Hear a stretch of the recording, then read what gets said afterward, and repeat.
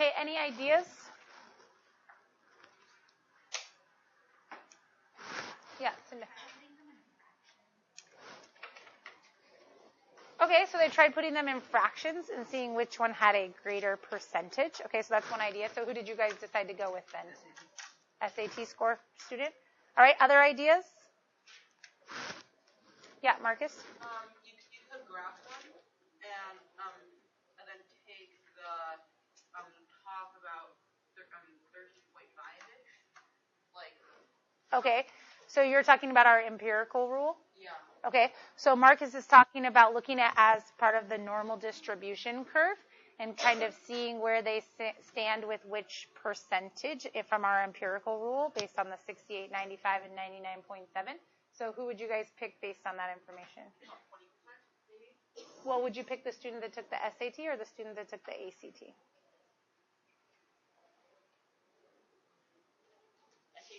The SAT? Okay, anybody else have a way that they looked at it?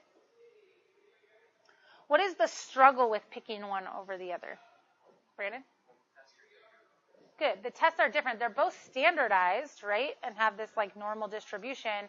But because they don't have the same number of questions, they don't have the same average and the same standard deviation, it's difficult for me to establish which one is better, right? In terms of, yeah, James.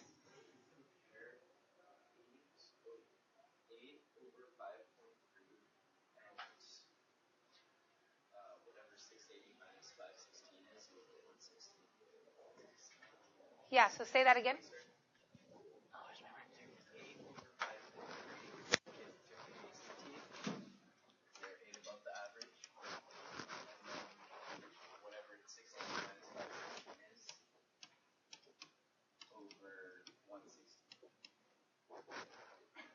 Sorry, what was it out of 160?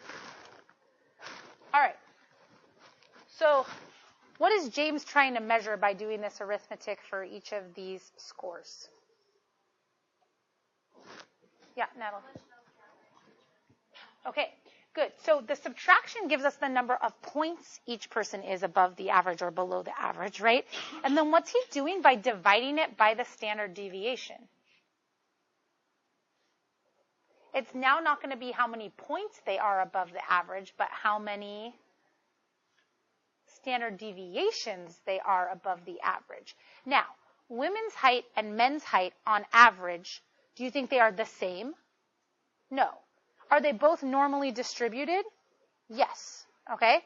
Now, if I say, oh, I'm 2.5 standard deviations above average for a woman, DeLazar is 5 standard deviations above average for a man, do you now have an idea? We're both above average, right? But do you have an idea of who is more rare, more unusual, or better if you're looking for height as a positive attribute, right? Now, if I said I'm 3 inches taller than the average and DeLazar is 4 or 6 inches or 12 inches or whatever taller than the average, does that help you at all? Not really, because you don't understand how much above average that makes me, right? But do you see that James taking them and dividing them by their standard deviation gives us a way to compare these two things that before we couldn't compare because the scores were out of different numbers and on different scales, but we can now, okay? So what James just did is he figured out how to calculate a z-score. Good job, James, okay? That's pretty impressive. Yeah, I think so. So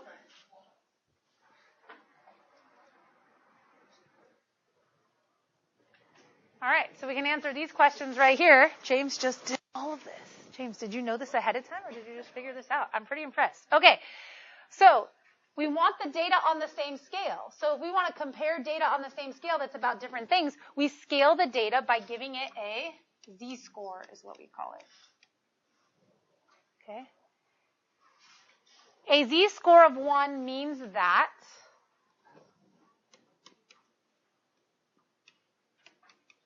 the data piece, okay, the statistic, is 1 standard deviation above average. Okay. So what does a z-score of negative 1.3 mean? No? Good. 1.3 standard deviations below average. So does everybody, first of all, see the need for a z-score? Why would somebody come up with this crazy system? Because how do we compare two standardized things if we can't know which one is more rare in its case? So we won't need it to be measured in standard deviations instead of inches or test scores or something like that. Okay? And so they called it a z-score.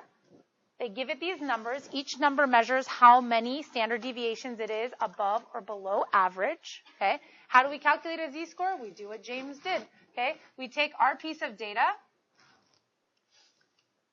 We subtract from it the average, so it would be positive if our piece of data is above average, and it will be negative if our piece of data is below average. And we divide it by the standard deviation. Okay? So we're going to take the piece of data minus the average, write out the words if you don't know what's here, and divide it by the standard deviation.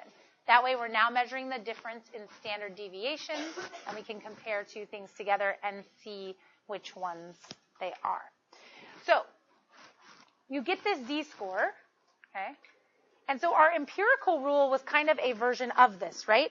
It was like somebody already set up the most common ones for you.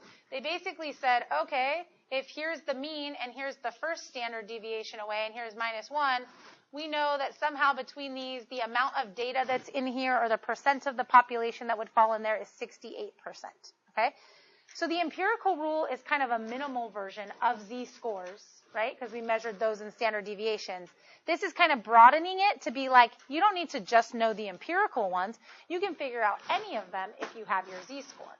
But we don't expect you to have them memorized. That's why there's the empirical rule. We memorize those basic ones and are able to work with them. Otherwise, we have to use a resource. And the resource we use is this z-score chart. Don't freak out, okay? You just have to memorize this whole thing by our quiz on Thursday. Just kidding. Okay. You don't ever have to memorize this. All right. So first of all, the picture at the top. I just don't want it there. Okay. The picture at the top is important because z-scores can be presented to you in different ways. Okay. You can get the same information from all of them, but this z-table is using the fact that whatever z-score you find, it's going to tell you the percentage or the probability that your data is at or below that point. Do you see by the picture? Okay. So, for example, if I had a z-score of -1.3, okay? Here's 0, okay? Here's -1.0, -1.1, -1.2, -1.3, and I didn't have a second decimal place, so -1.30. So the z-score was the number on the outside, and then what it's giving me right here is what my empirical rule gave me that I had memorized, but I don't memorize all these different ones. It says 0.0968. What does that mean? 9.68% of the population falls at that -1.3 z-score or below. Okay? So I could figure out percent of population in that area. I could tell you that that is the 9th percentile, okay, because 9.68%. So if that was my test score, I'm only in the 9th percentile, okay? I only did better than 9% of the population, okay? Or I could say, what's the probability that someone's score falls at or below the z-score? The probability that that happens is 0.0968, okay?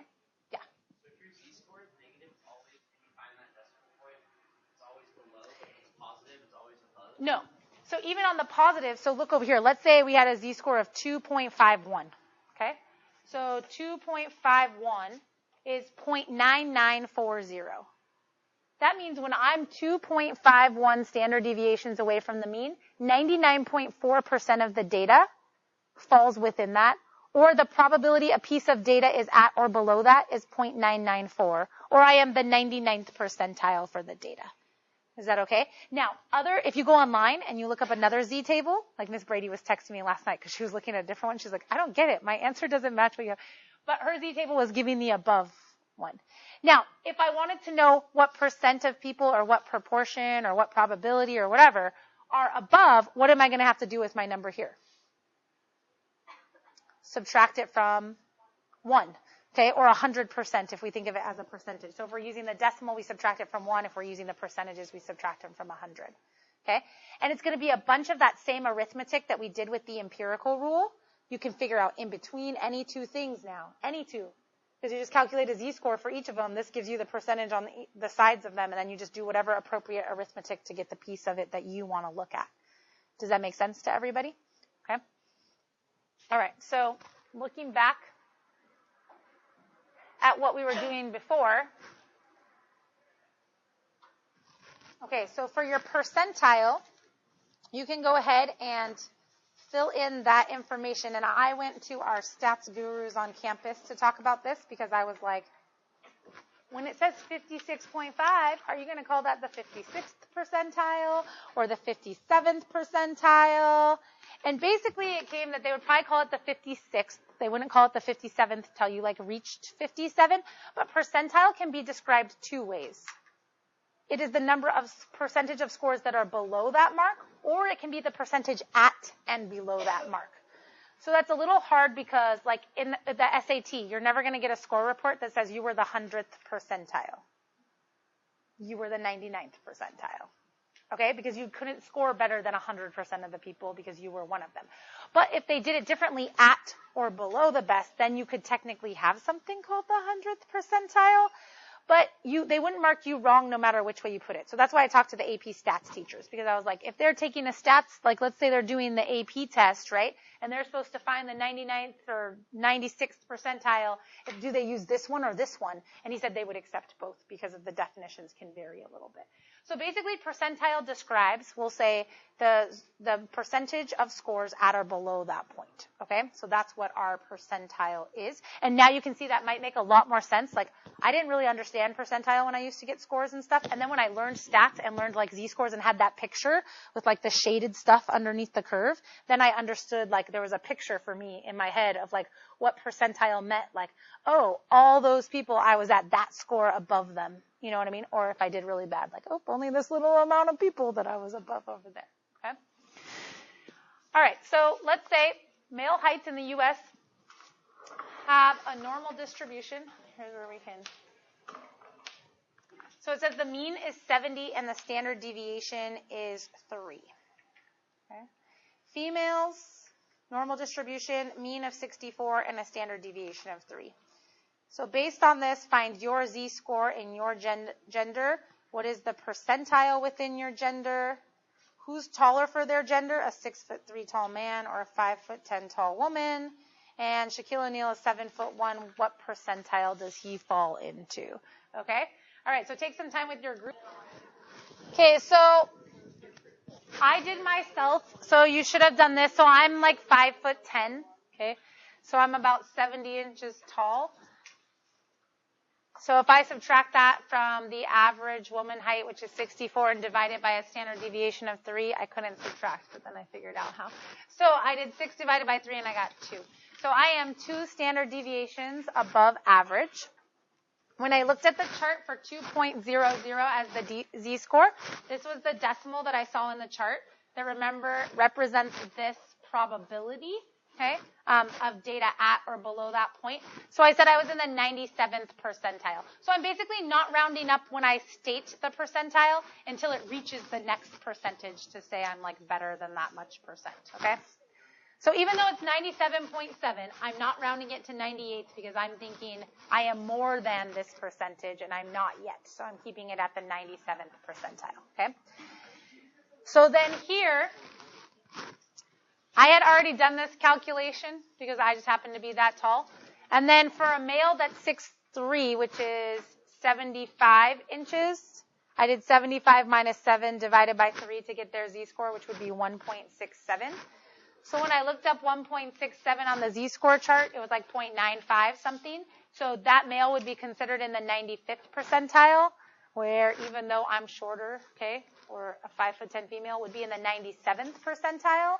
So it is more rare to come across a female that is this tall than it is a male that's that tall. Okay? And so Shaquille O'Neal, where would he fall? Yeah, like the 99th percentile. So me and Miss Brady were having this debate. Would you say he's the 100th percentile? And I say no, because we don't know that we know he's like off the chart, so it's like 0.999 or whatever. But then there's probably there's a person probably taller than him somewhere in the world. So we'll just say 99th percentile. That's why we don't really stick to that 100th percentile kind of deal. Okay. All right. So are we okay with this? And we understand how it compares? I like it. Like I said, I'm partial. I like how it all fits together. Okay? I know.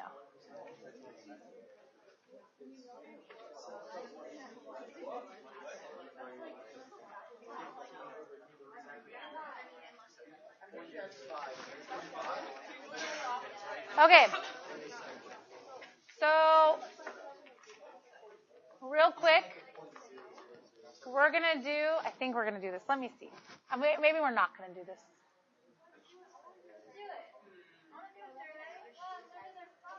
Okay. We'll do shoe size, but then to make our shoe sizes all be able to fit in the same pool of data, they're measured differently right now. So we're going to have to convert. So with, or a 1.5, right? 2? Okay. 2 down? Okay. All right. So girls, just subtract 2 from your girl's shoe size to get your man's shoe size. Okay? It will be smaller than what your girl's shoe size is. Or if you wear men's shoes and you know exactly what you wear, then use that. So we're going to write everything in terms of men's shoe size. Fair enough? Yes? Okay. All right. Okay, so here's all of our data. And then a reminder, if I want to figure out the average and the standard deviation, I'm going to go to Stat, calculate one variable statistics. Okay, so our average is 8.2. 8.27, we'll call it. And then our standard deviation, we're using the S for our sample here, is 2.4. Okay, I guess we'll call 8.3 and 2.4. I'll do that. 0.3, 2.4. Okay, and then all the rest of that stuff. Okay, so we write that down in your note guide. So let's say our mean was 8.3, and our standard deviation will be 2.4. Okay, so if we sketch the normal curve, because we're assuming shoe size works on a normal distribution based on what we know about the population, then we would have this normal curve. Okay, we have our mean or our average in the middle at 8.3, and then with just knowing the few standard deviations away from that, we could apply the empirical rule, and then we could get more specific if we wanted to and apply our z-scores. So, for example, I know that 68% of, we'll say I don't know.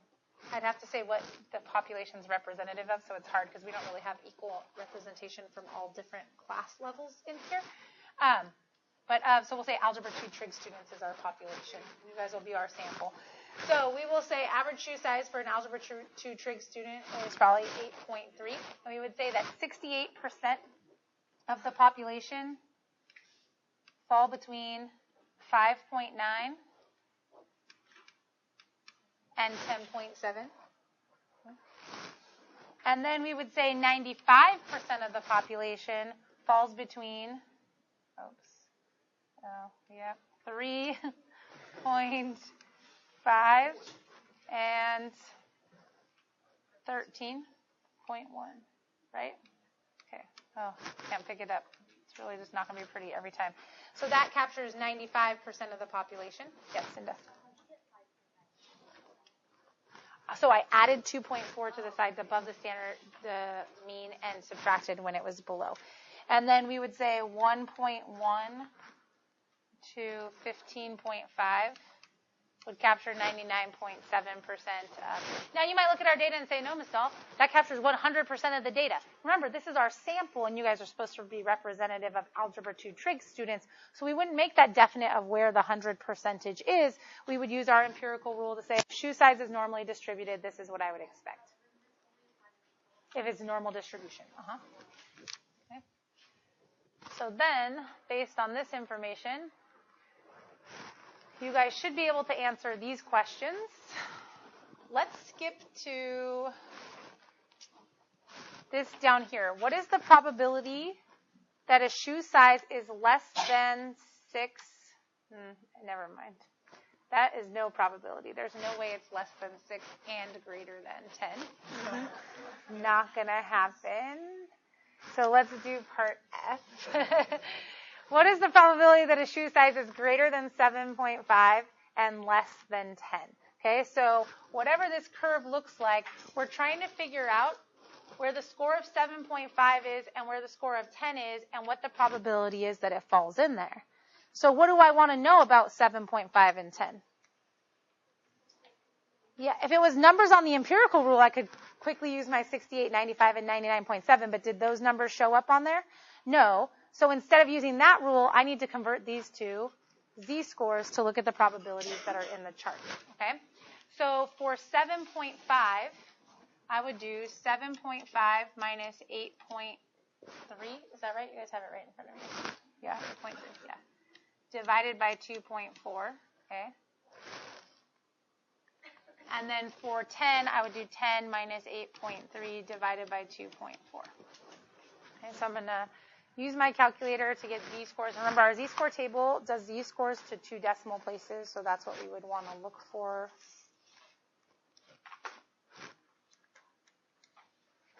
So this z-score is negative 0.33. And this z-score is 0.71. Okay, I round it to 2 decimal places. So looking on the chart here, okay, remember, I'm going to get a score. This 0.71, the probability, according to my chart, is going to tell me all of that, okay? So according to my chart, if I look at 0.71, the probability a score falls at or below 0.71 is 0.7611. I'm just going to write it out here, but I'm going to color code it for myself so that I can follow, okay? So that's the probability of being at the size 10 or below. Okay? But I don't want all of that, right? So then remember, if I look up the z-score for my size 7.5, that was a negative 0.33. According to the picture I have here on this z-table, when I look up that z-score, it's giving me the probability of this part right here, okay? So the probability it falls at or below negative 0.33, let's see, negative 0.33 is 0.3707.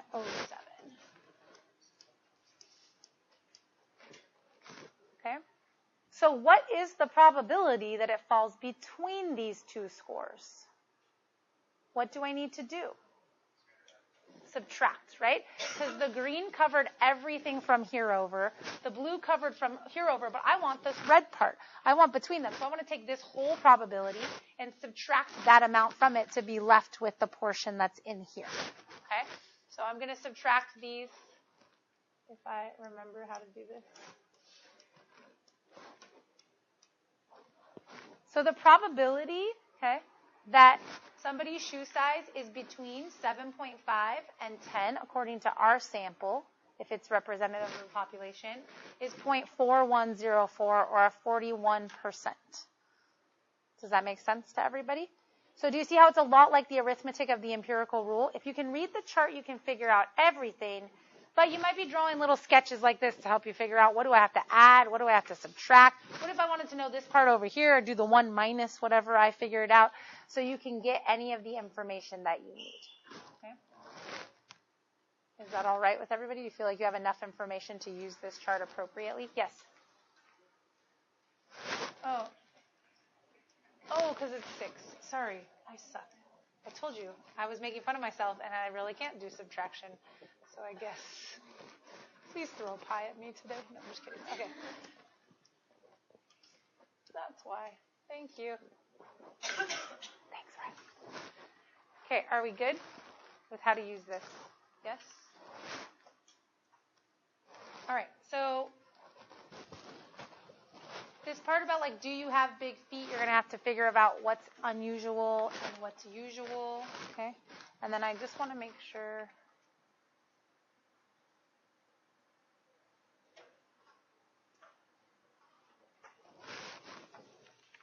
I know that we're skipping around. Sorry, the examples are long. I just want to make sure you have at least enough to do the homework, and you can come in and ask questions as you need.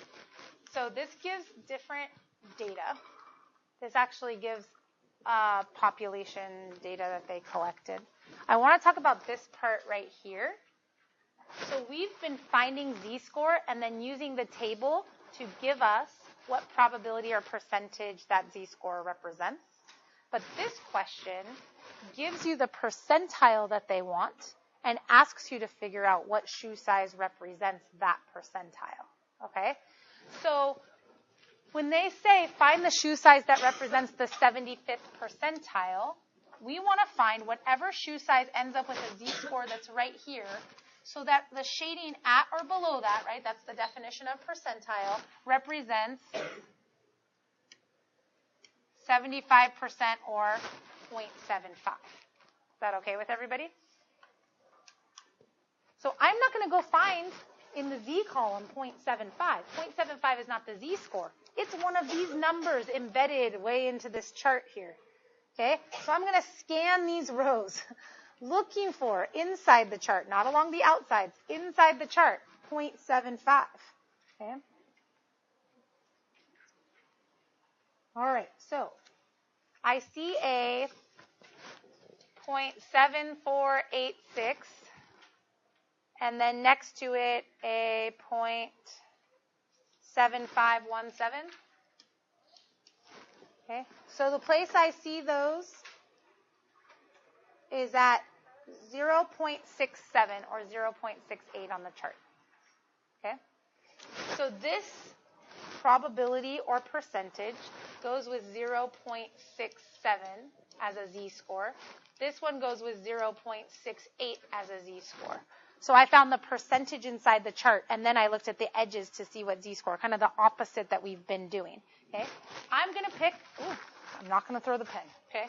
I'm going to pick this one because it reaches that 75th percentile. Remember, we didn't really want to round it. We wanted to reach that. So this one would have reached 75, so it'd be better than 75. So basically, whatever shoe size it is that is the 75th percentile should give me a z-score of 0.68. Is that okay with everybody? So instead of, my equation is going to look a little bit different. I want 0.68 to be the outcome of the z-score calculation. Right? And remember what the z-score calculation does. It takes, in this case, the shoe size. It subtracts it from the average, which according to their data was 11, and divides it by the standard deviation of 1.5. Okay? Can I solve this equation for x? Yeah, I'll multiply both sides by 1.5 to cancel out the 1.5, and then I'll add 11 to get x alone. Okay? So I'm going to do 0.68 times 1.5. That gives me 1.02, and then I'm going to add 11 to it. So from this equation, I get that x is equal to 12.02 shoe sizes, so like a size 12. Okay? Is that all right with everybody? So we can use the chart backwards, forwards. We understand if they ask for probability, percentage, percentile, that we can find all of those things on this chart here.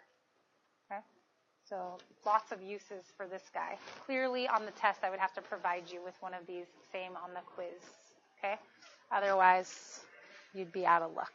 Okay? We're not going to memorize all of this stuff. What's that? Well, on this one, you get the z-score, and then you want to get the shoe size that represents it. Okay? So one thing, lots of different ways to use it, backwards, forwards, all this kind of stuff. All right? So there's 2 homeworks on this kind of stuff, is homework 5 and homework 6. They're not due till Friday, but you should work on them both, because we're going to start a paper airplane activity tomorrow. Okay? That's like our homework 7 along with our homework 8.